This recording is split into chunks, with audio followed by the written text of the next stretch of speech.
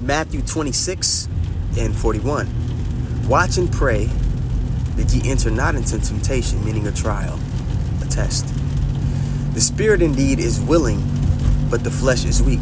Shalom, this is your brother Yuanathan. First and foremost, I want to give all praises to the Most High, Yahweh, Bahashem, Yahushai, Bahashem, Rahahakwadash. I want to give double honors to the apostles and the elders of Great Millstone. I want to say shalom to all the brothers and, of course, the few sisters who are pursuing this truth in sincerity. May the blessing of election be upon your house. Now, the elder brother here in Dallas, Mike Ayala, he just did a lesson. He referenced Romans 8. I'll read some precepts out there as well in this lesson about how we have to resist reverting back to our old defense mechanisms. You know, we have particular behaviors that we've developed here in the world when we're put in uncomfortable situations. All right. For some, that may be violence. For some, that may be,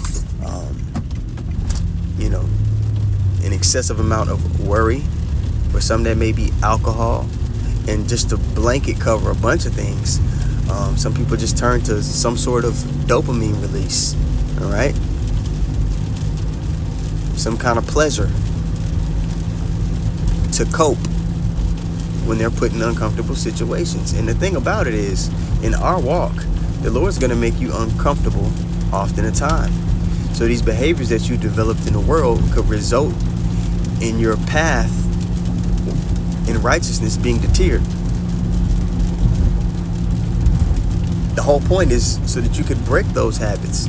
You can break those behaviors. You can break those perceptions that you developed in the world and see things and perceive things the way the Lord has written in righteousness for us to perceive them and deal with them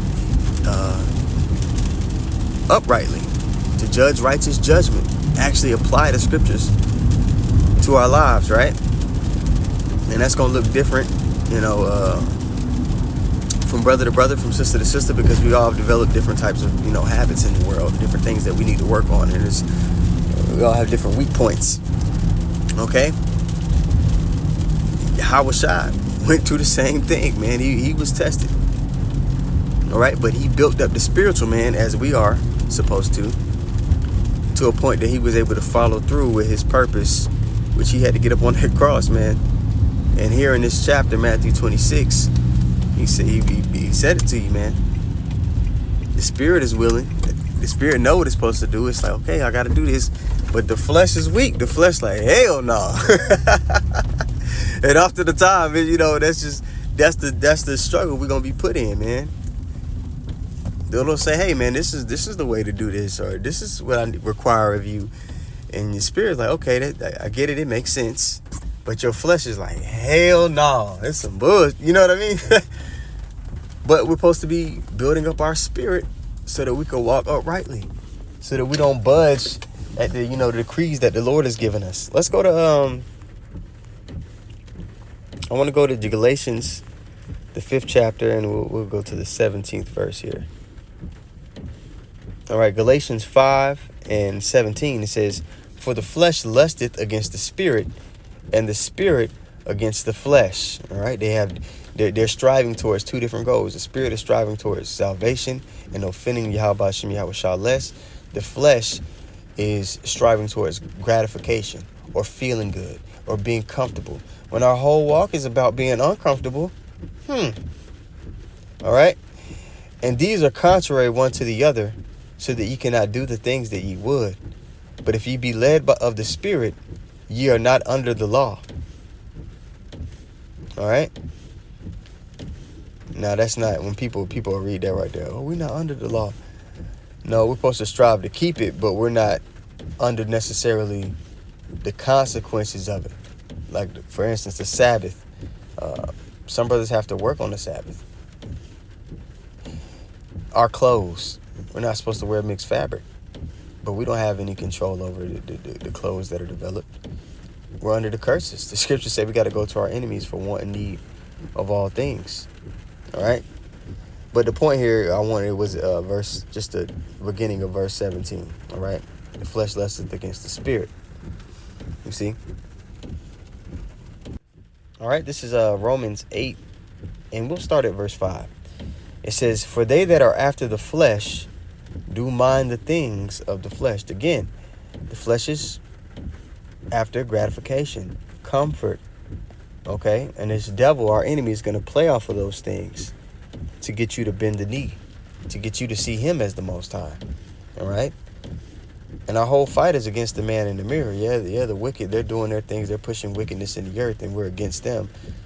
But the real enemy is, again, the person in the mirror, because although they're doing their program, the Lord created them to do their program. Prophecy has to be fulfilled, right? But you got to overcome yourself, your flesh, the same way Yahweh Shai had to overcome his flesh. So that's what we're building to do. So that requires reading. That requires putting things in practice. That requires, thinking, meditating spiritually about, okay, how do I respond to things before you act? Prayer for the strength to do that, because you can't do it of your own strength either. The Lord has to put the Spirit on you to do it. All right? For they that are after the flesh do mind the things of the flesh, but they that are after the Spirit, the things of the Spirit. For to be carnally minded is death, but to be spiritually minded is life and peace. So again, a lot of these behavior patterns or these perceptions that you've developed in the world, it's going to come a point in time where they could completely deter or take you off the path or get you crossed out if you cling onto those things, in the trials that we're coming into. All right, verse 7. Because the carnal mind is enmity against God. It's against the Most High. The perceptions, the moral standard of what's right and wrong here, it's against the Most High, man. And if you're holding yourself to that standard, you're going to be weighed down, especially in the spirit. If a man was to hold himself to the standard of what the world says, hey, this is what makes you a good man. If we were to hold ourselves to that standard in this truth, man, we'd be fucking... We wouldn't be able to function. It'd just be like, damn, it's just heavy guilt, and there's just a weight when you held to that worldly standard. But now that we're in this standard of righteousness, man, there's a lot of things that don't weigh you down as much anymore, in the mind, in the spirit, and physically. Okay, for it is not subject to the law of God, neither indeed can be. Verse 8. So then they that are in the flesh cannot please God. But ye are not in the flesh, but in the Spirit. Okay? If so be that the Spirit of God dwell in you. All right, so let me finish this off. Now, if any man have not the Spirit of the Mashiach, Yahweh Shai, right? He is none of his. So, it's just a little quick response to the Elder Brother Mike Allah's lesson. I try to keep things short and sweet, comprehend much in few words, man. That's just me. So this video didn't run too long. I pretty much feel like I articulated my point. But, Abratazah, let's was edifying. With that being said, give all praises once more to Yahweh, Bahashem, Yahweh Shai, Bahashem, Rakah HaKodash. Want to give double honors to the apostles and the elders of Great Millstone. Want to say shalom to all the brothers and, of course, the few sisters who are pursuing this truth in sincerity. All right, may the blessing of election be upon your house. Shalom.